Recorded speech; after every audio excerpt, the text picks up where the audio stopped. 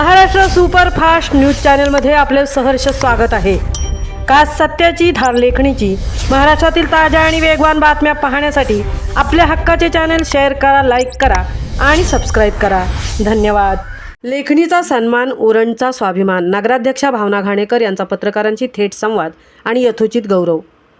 दर्पणकार आचार्य बाळशास्त्री जांभेकर यांनी पत्रकारितेत जो दैदिप्यमान ठसा उमटवला तोच वारसा पुढे चालवत समाजात आपले कर्तृत्व सिद्ध करा। लोकांच्या समस्या मांडण्यासाठी तुमच्या लेखणीला आणि वाणीला बळ मिळो, अशा शब्दात उरणच्या नगराध्यक्षा भावना घाणेकर यांनी पत्रकारांचा गौरव केला। मंगळवार दिनांक 6 जानेवारी 2026 रोजी पत्रकार दिनाचे औचित्य साधून उरण नगर परिषदेच्या सभागृहात विशेष पत्रकार संवाद आणि सन्मान सोहळ्याचे आयोजन करण्यात आले होते।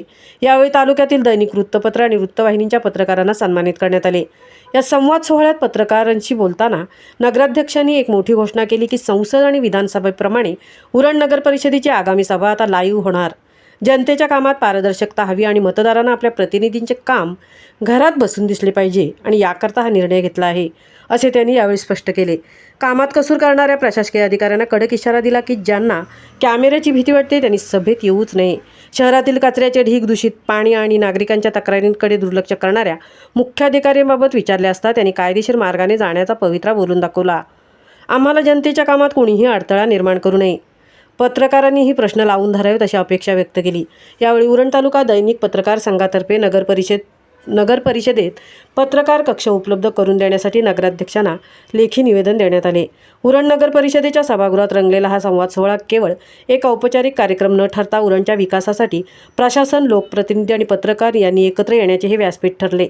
लेखणीचा सन्मान आणि उरणचा स्वाभिमान जपत पारदर्शक कारभाराची नवी दिशा देणाऱ्या नगराध्यक्षांच्या या भूमिकेचे कौतुक होत आहे।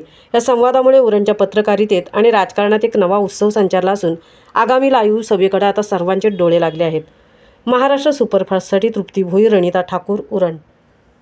जर लोकांमध्ये प्रदूषण म्हणजे पसरला असेल किंवा नागरिकांच्या आरोग्याचा प्रश्न निर्माण झाला असेल तर येथील आरोग्याच्या अधिकाऱ्यांनी रस्त्यावर जाणं काम करणं गरजेचं आहे। किंवा पाणी दूषित असेल तर या ठिकाणी पाणी खात्याचे जे कोण HOD असतील ते आता गेलेले आहेत इलेक्शनसाठी, पण त्या खात्याचे जे संबंधित लोक असतील त्यांनी काम करणं अपेक्षित आहे। आणि जरी असा सुद्धा प्रश्न मला या निमित्ताने विचारणार आला की या ठिकाणी पत्रकार सारखे काय येतात, आता पत्रकार म्हणजे इथे राहणारे रहिवासी आहे, ते येणार, हे सुद्धा प्रश्न मला विचारण्यात आले। आम्ही म्हणले ते येणार, त्यांना एक विशिष्ट दालन आल्यानंतर बसायला मिळालं पाहिजे, अशी सुद्धा तरतूद या निमित्ताने झाली पाहिजे। म्हणजे प्रत्येक बाबीत जर ते अडचण निर्माण करणार असतील आणि लोकांचं कामकाज करता प्रत्येक सभा ही लाईव्हच होणार, याच्या पुढची सभा ही लाईव्हच होणार। जशी संसद लाईव्ह होते, जसं अधिवेशन लाईव्ह होतं, तशी उरण नगरपालिकेची सभा ही लाईव्ह होणार।